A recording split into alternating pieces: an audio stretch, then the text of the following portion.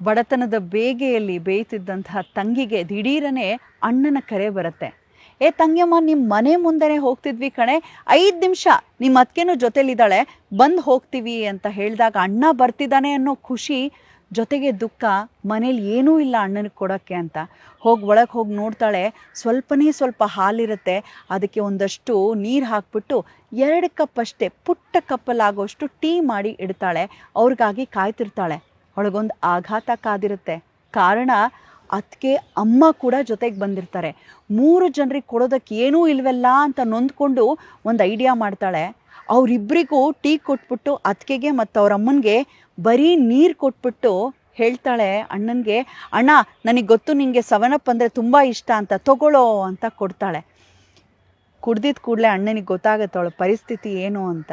ಅವನು ಭಾಳ ಚೆನ್ನಾಗಿದೆ ಅಂದಾಗ ಸುಮ್ಮನಿರ್ಲಾರ್ದೆ ಅತ್ತಿಗೆ ಅಮ್ಮ ಏನು ಹೇಳ್ತಾಳೆ, ನನಗೂ 7 ಅಪ್ ಅಂದರೆ ಭಾಳ ಇಷ್ಟ, ಯಾಕೋ ಹೊಟ್ಟೆಲಿ ಗುಡುಗುಡು ಅನಿಸ್ತಿದೆ, ಅದನ್ನು ಕುಡಿದ್ರೆ ಜೀರ್ಣ ಆಗುತ್ತೆ, ಕೊಡು ನನಗೂ ಕೊಡು, ಅದರಲ್ಲಿ ಅರ್ಧ ಅಂತ ಹೇಳಿಬಿಡ್ತಾಳೆ. ಅವಳಿಗೆ ಸಂಕಟ, ಏನು ಮಾಡೋದು ಗೊತ್ತಾಗ್ತಿಲ್ಲ. ಅಣ್ಣ ಹೇಗೋ ಮ್ಯಾನೇಜ್ ಮಾಡಿದ್ದ, ಆದರೆ ನೀರು ಅದು ಅಂತ ಗೊತ್ತಾದರೆ ಎಷ್ಟು ಅವಮಾನ ಆಗುತ್ತೆ ಅತ್ತಿಗೆ ಮುಂದೆ. ಮತ್ತು ಅತ್ತಿಗೆ ಅಮ್ಮ ನನ್ನನ್ನು ಎಲ್ಲರ ಮುಂದೆ ಇನ್ನು ಮುಂದಿನ ದಿನಗಳಲ್ಲಿ ಹೀಯಾಳಿಸ್ತಾಳಲ್ಲ ಅಂತ ನೊಂದ್ಕೊಳ್ತಿರುವಾಗಲೇ ಅಣ್ಣನೇ ಒಳಗೆ ಓಡ್ಬರ್ತಾನೆ.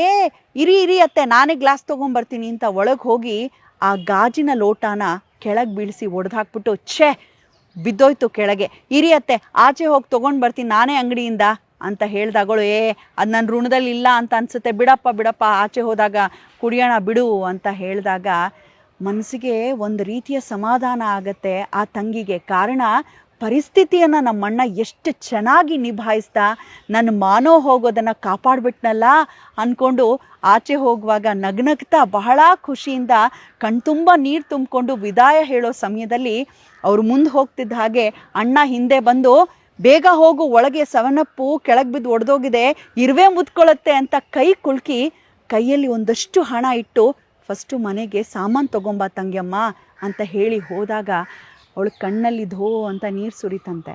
ಈ ಒಂದು ಕಥೆಯಿಂದ ನಾವು ಅರ್ಥಕೊಳ್ಬೇಕಾಗಿರೋಂಥ ಒಂದು ಸತ್ಯ ಏನಂದರೆ, ನಮ್ಮ ಸುತ್ತಮುತ್ತ ಅದರಲ್ಲೂ ಒಡ ಹುಟ್ಟಿದವರು, ರಕ್ತ ಹಂಚ್ಕೊಂಡು ಹುಟ್ಟಿದವರು ಅಂದರೆ ಬಹಳ ಪವಿತ್ರವಾದಂತಹ ಸಂಬಂಧ. ಅಕಸ್ಮಾತ್ ನಮ್ಮ ಅಣ್ಣನೋ ತಮ್ಮನೋ ಅಕ್ಕನೋ ತಂಗಿನೋ ಕಷ್ಟದಲ್ಲಿದ್ದಾರೆ ಅಂತ ಗೊತ್ತಾಗಿದ್ದ ಕೂಡಲೇ ಮೊದಲಿಗೆ ನೆರವಿಗೆ ಧಾವಿಸ್ಬೇಕಾಗಿರೋದು ನಾವುಗಳೇ. ಅದು ನಮ್ಮ ಆದ್ಯ ಕರ್ತವ್ಯ. ನಾವು ಮಾತ್ರ ಸುಖದ ಸುಪ್ಪತ್ತಿಗೆಯಲ್ಲಿ ತೇಲಾಡ್ತಾ ನಮ್ಮ ಜೊತೇಲಿ ಹುಟ್ಟಿರೋರು ಅಥವಾ ನಮ್ಮ ಆತ್ಮೀಯರು ಬಹಳ ಕಷ್ಟಪಡ್ತಾ ಇರೋದನ್ನು ಗೊತ್ತಿಲ್ಲದಂತೆ ಇದ್ದರೆ ಆ ಸುಖನೂ ಒಂದು ಸುಖನ. ಯೋಚಿಸಿ ನೋಡಿ.